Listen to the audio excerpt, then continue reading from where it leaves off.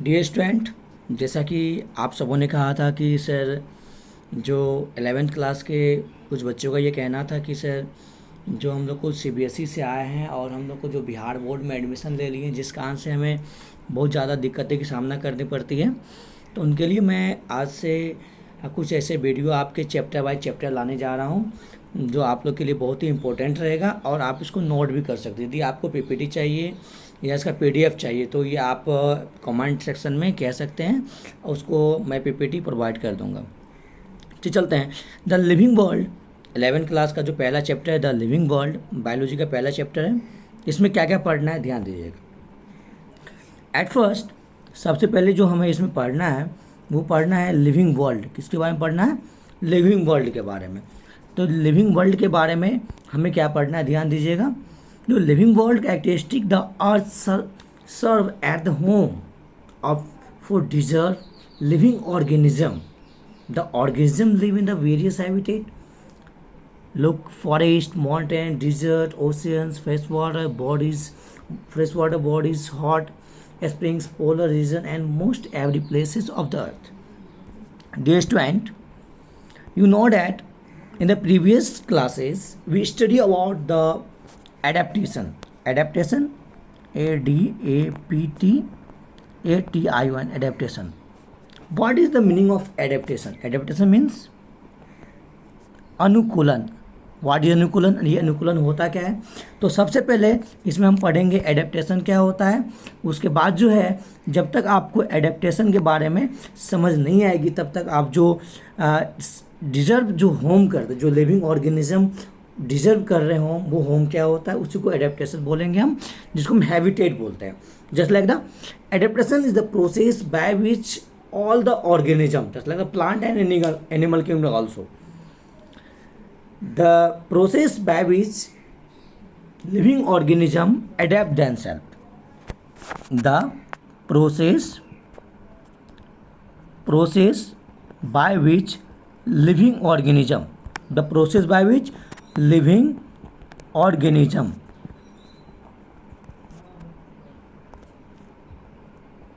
Adapt themselves in a particular reason.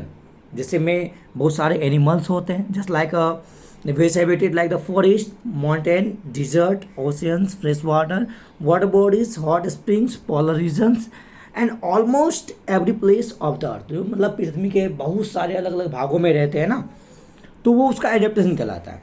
तो adaptation का वैसे यदि आप और डिटेल में जानना चाहते हैं तो आप इसको ड्राइव कर सकते हैं ADAPTATION,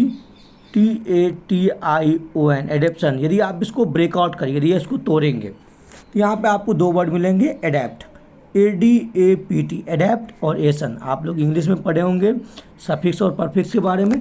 ये जो एसन होता है, एसन का मतलब जो कोई भी जो प्रोसेस होता है वो प्रोसेस कंटिन्यूअस रूप से जो चलते रहता है। तो प्रोसेस अर्थात प्रक्रिया, जिस प्रक्रिया के द्वारा जितने भी ऑर्गेनिज्म है वो अपने आप को एडेप्ट करते हैं, अनुकूल बनाते हैं। अनुकूल बनाएंगे कोई भी हैबिटेट के अकॉर्डिंग वो अपने आप को अनुकूल कर लेंगे, वो उसका एडेप्टेशन कहलाएगा। तो बहुत सारे एनिमल्स ऐसे होते हैं जिसका अलग अलग अनुकूल होते हैं। तो चलिए हम आगे चलते हैं। तो आगे हम चलते हैं तो उसके बाद देखिए ध्यान दीजिएगा। अब है ग्रोथ। सबसे पहले जो लिविंग ऑर्गेनिज्म का जो कैरेक्टरिस्टिक्स होता है वो ग्रोथ होता है। तो ग्रोथ में क्या होता है कि growth of the living things grow by increasing in the mass and increase in the number of individual cells in the multi organisms. In a particular growth occur by the cell division of increase in a number sales.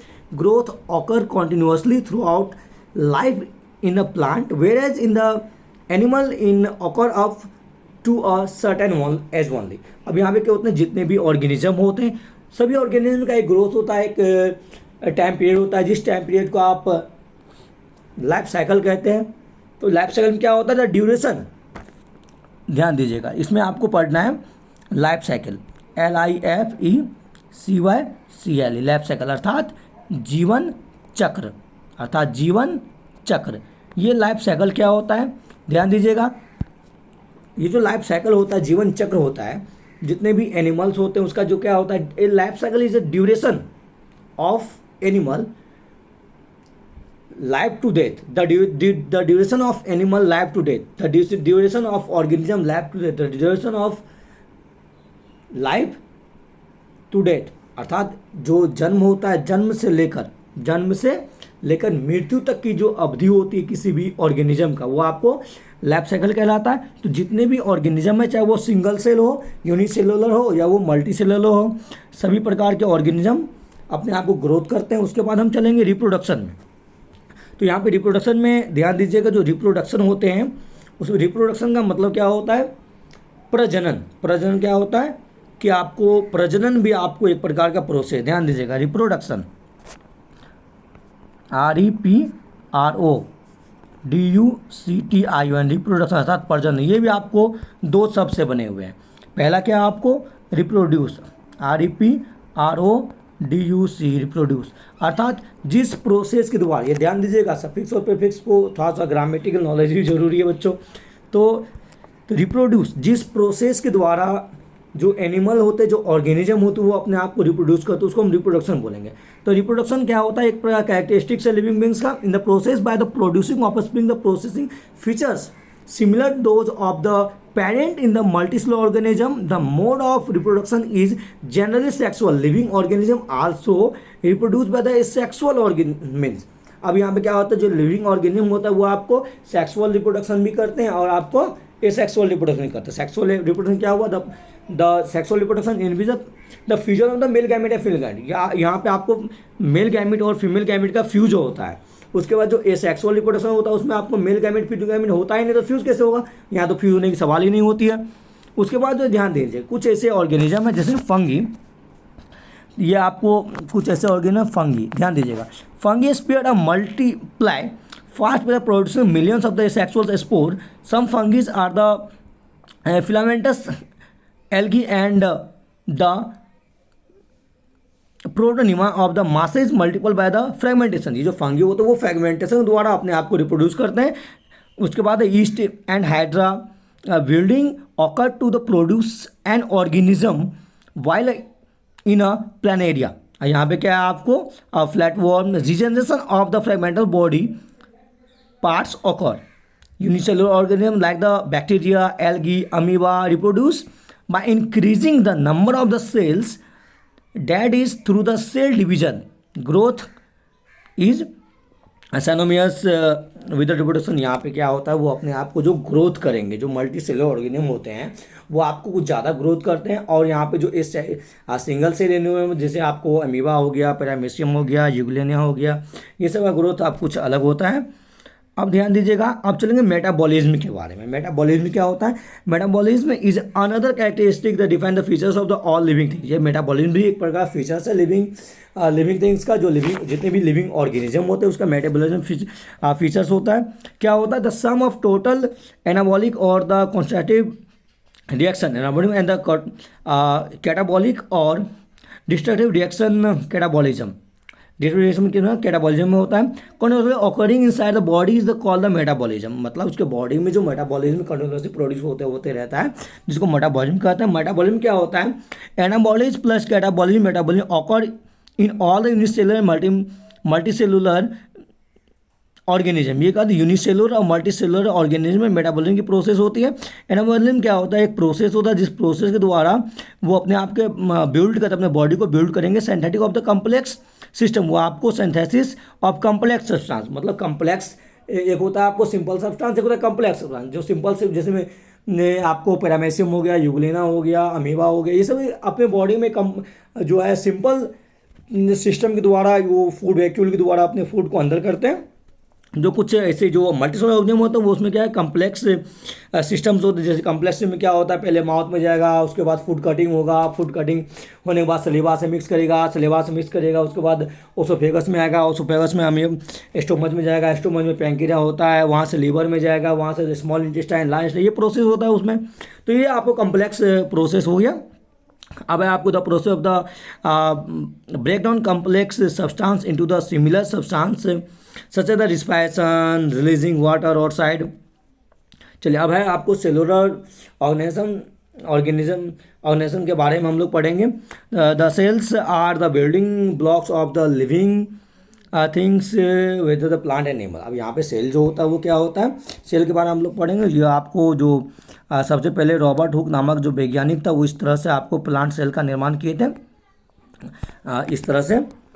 तो इसमें जो sales को हम लोग क्या बोलेंगे, the cell is structural function and heredity unit of life. Cell को हम स्ट्रक्चरल फंक्शनल के साथ साथ हेरिडिटी यूनिट ऑफ लाइफ भी कहते हैं। हेरिडिटी यूनिट ऑफ लाइफ क्यों कहते हैं, सेल्स में जो डीएनए और आरएनए होते हैं वो हेरिडिटी को डिफाइन करते हैं, इसलिए सेल को हम लोग हेरिडिटी यूनिट ऑफ लाइफ भी कहते हैं। चलिए अब आगे हम लोग चलते हैं। तो आगे है आपको जो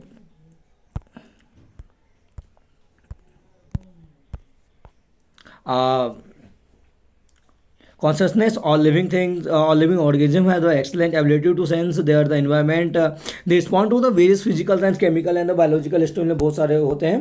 उसके बाद जो बॉडी ऑर्गेनाइजेशन होते हैं, the body organisation, the body of the living organism is the organised that is the several component and subcomponent cooperate with each other for the functioning of the whole body। ये आपको जो body होता है, body में क्या होता है, several components, जो बहुत सारे अलग अलग कंपोनेंट होते हैं वो पूरे बॉडी के फंक्शन को कंप्लीट करते हैं। उसके बाद फिजिकल एंड बायोलॉजिकल है। तो फिजिकल एंड बायोलॉजिकल जो हेरिडिटी होता है वो क्या होता है, तो इन heredities there the body physicals non living में होते हैं। Biological heredity in the organism of the living body in the physical heredity various non living components aggregate to form the compound which finally enter the living world in the form of the cells.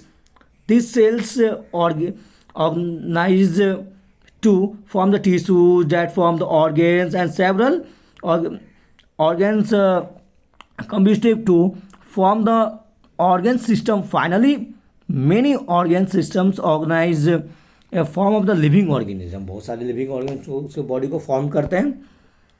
तो यहाँ तक बीजे video था। आप लोग को PDF चाहिए तो आप कमेंट बॉक्स में कमेंट कर सकते हैं, और इसको ध्यान से पढ़िएगा। आप इसको नोट्स बना लीजिए ताकि आपको पढ़ने में कोई दिक्कत ना हो। थैंक यू बच्चों, हमारे साथ टाइम स्पेंड करने के लिए। आगे की वीडियो में हम चलेंगे चैप्टर 2 पे चलेंगे, और चैप्टर 1 में जो भी चीज़ बची हुई वो आपको फिर से नेक्स्ट वीडियो में आपको बता देंगे। धन्यवाद।